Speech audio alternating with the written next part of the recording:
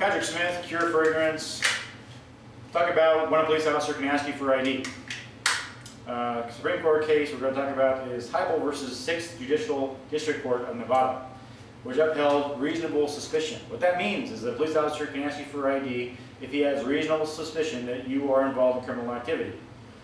This also went to uphold stop and identify laws. A stop and identify law says that if a police officer has reasonable suspicion that you are involved in criminal activity, he asks you for your ID and you tell him to go screw himself and don't give him the ID, he can arrest you for that because you didn't show your ID. 24 states in the union currently have stop and identify laws, Nebraska being one of them. I live in Nebraska. I teach people to carry guns in Nebraska. That's the law I'm going off of, okay? 24 states have that though. So research your state. Even the ACLU says that reasonable suspicion, that's kind of vague, okay? And then you have to decide for yourself. Well, first, clarify with the officer, if you don't want to show him your ID, are you detained or are you free to go? Which is something you will hear in every one of those open carry videos because everyone went to freeflexyourrights.org for the cheat sheet.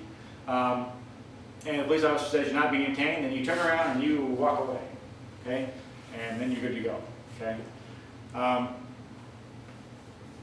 It doesn't always hurt you to piss off a police officer, but it almost never helps. The ACLU says that you should weigh for yourself whether withholding your ID is worth prolonging that detention, is worth escalating that encounter to an arrest. You have to weigh that for yourself. I'm telling you, is it worth dying over? And here's what I mean by that. There are a lot of these things where they could have gone very sideways very quickly.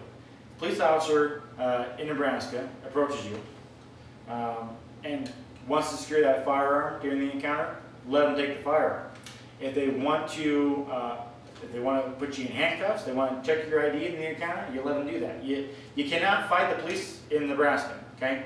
You can't use force, you cannot use deadly force against the police in Nebraska, okay? It's illegal.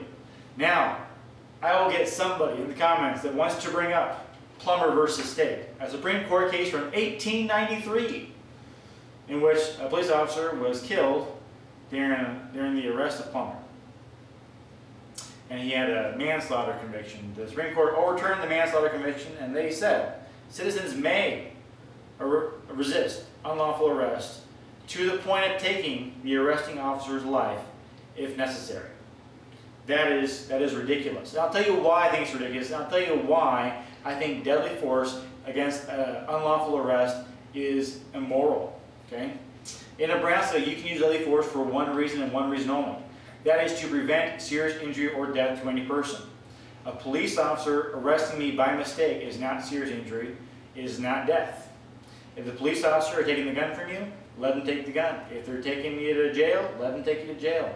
Do not fight the police. Do not fight the police. Do not fight the police. Do not resist arrest unless you want to die. Unless you want to die like the homeless man in California, or die like the man who was resisting arrest in New York City. Okay? Don't resist arrest unless you want to die.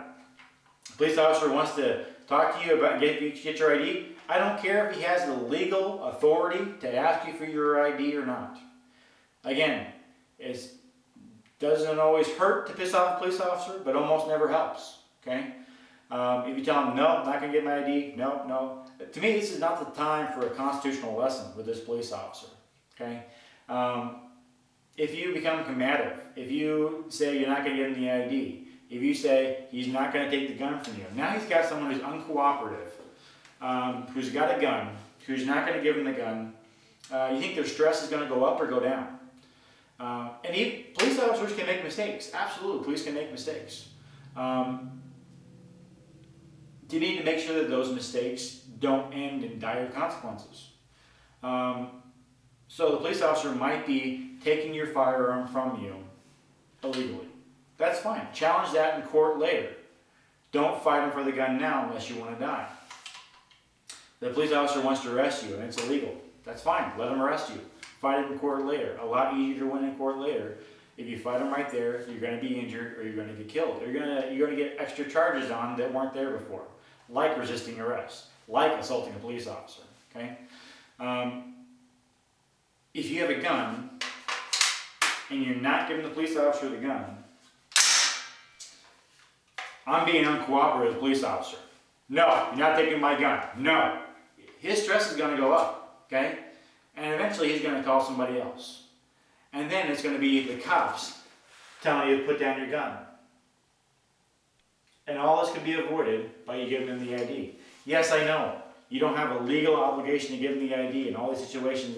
I'm giving you the crib notes, okay? Like I said, people need to understand their rights and their responsibilities. The ACLU says, is it worth getting arrested for not showing your ID? Is it worth prolonging the detention for not showing your ID? I'm asking you, is it worth dying not to show your ID? Is it worth increasing the stress of the officers? Is it worth being belligerent? If the answer is yes, keeping my ID in my wallet is worth everything, including dying, then you are on the wrong YouTube channel. Patrick Smith, Cure for Ignorance. Thanks for watching.